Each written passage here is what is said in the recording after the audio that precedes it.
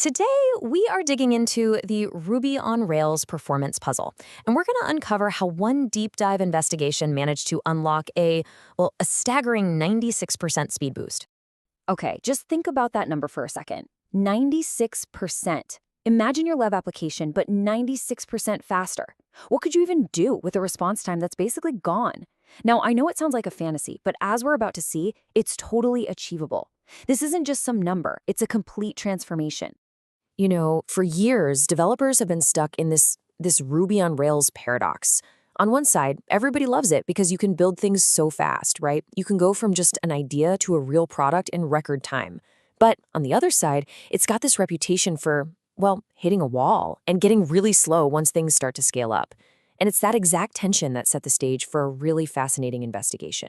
So, how do we get out of that paradox? Well, we're not going to rely on just hunches or what some guy on a forum said. Nope, we're turning to science. This whole explainer is based on a master's thesis that systematically tested, measured, and just broke down Rails performance piece by piece. And here it is, our source. It's a 2016 thesis from Sweden's KTH Royal Institute of Technology. And the goal was pretty simple, but really ambitious. Figure out what actually works for optimizing Rails, not just in theory, but in practice. To do this, the researcher had to build a benchmark app. And look, this wasn't some little Hello World project. It was a full-on API modeled directly after Instagram. We're talking users, posts, comments, the whole shebang. And what that means is that the results we're about to see, they're grounded in a real-world, complex, and data-heavy kind of environment. So what did all this digging uncover? Well, the investigation found three major breakthroughs. Three different areas where huge performance gains were basically just hiding in plain sight. Let's break them down, one by one. First up, and this one is probably the most important, the way your app talks to its database. Let's be real, most Rails apps live and die by their database performance. And the study found this was the absolute lowest hanging fruit for a speed boost. And just look at the difference here. I mean, the scale of the improvement is just massive. On the left, that's your standard unoptimized query time. And on the right, the optimized version. The gap is huge, and it just perfectly shows the impact of being smart about how you fetch your data. So here's the secret sauce. The study got up to a 75% drop in query time. How? By simply not grabbing entire data models from the database every time. Instead of asking for the whole user object with all its information, they just asked for the specific things they needed, like maybe the ID and the username. It's such a simple change in how you think, but the performance win is absolutely dramatic. All right, let's move on to breakthrough number 2, caching. Now, caching is often seen as this silver bullet for performance. And you know what? The study found that it can be. In one test, caching slashed the response time by that incredible 96% we talked about. But, and this is a big but, it's a gamble. Because in another test, the same caching strategy actually made the app 15% slower. So why the risk?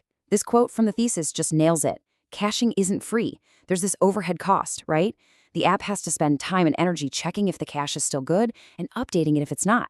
And if all that work is more expensive than just getting the data fresh, you lose. You actually slow things down. The lesson is, you have to cache wisely, not just everywhere. Now, this third breakthrough is a really interesting one because it has absolutely nothing to do with the application's code. Instead, it's all about fine-tuning the Ruby environment itself, specifically its memory management system, the good old garbage collector. And the results were just stunning.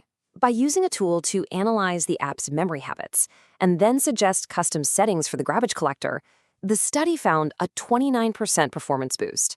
Let me say that again, a nearly 30% improvement with zero code changes. It's just a powerful reminder that performance isn't only about your code, it's also about the environment it's running in. Okay, so we've seen how to optimize the application itself, but the thesis took it one step further and asked, what about the underlying Ruby implementation? Does that make a difference? So they pitted the three major runtimes against each other to find out. But before we can look at the results, we have to talk about something called the Global Interpreter Lock, or the GIL. It exists in the standard Ruby, called cRuby. And honestly, the best way to think of it is like a one-lane bridge. You could have an 8-lane superhighway of CPU cores leading up to it, but only one car, one thread, can cross that bridge at a time. This really holds things back from taking advantage of modern multi-core processors. And this table just lays it all out. C-Ruby is our baseline, and it's stuck with that one-lane bridge, the GIL. But JRuby and Rubinius, they don't have a GIL, which means they can do true parallel processing. So how'd that work out? Well, JRuby gave the best performance by far, but interestingly, Rubinius, even though it also doesn't have a GIL, was actually much slower. Let's just look at the hard numbers. JRuby was the clear winner, performing up to 32% faster than standard C-Ruby. Why? Well, it runs on the super optimized Java virtual machine, and combined with the fact it has no jail, it could just fully unleash the power of multiple CPU cores and really pull ahead in these tests. So after this whole deep dive, what have we learned? What's the bottom line? Well, this research gives us a really clear 4-step playbook for anyone who wants to speed up their own Ruby on Rails application. Here it is. It's pretty straightforward. Step 1, start with your database.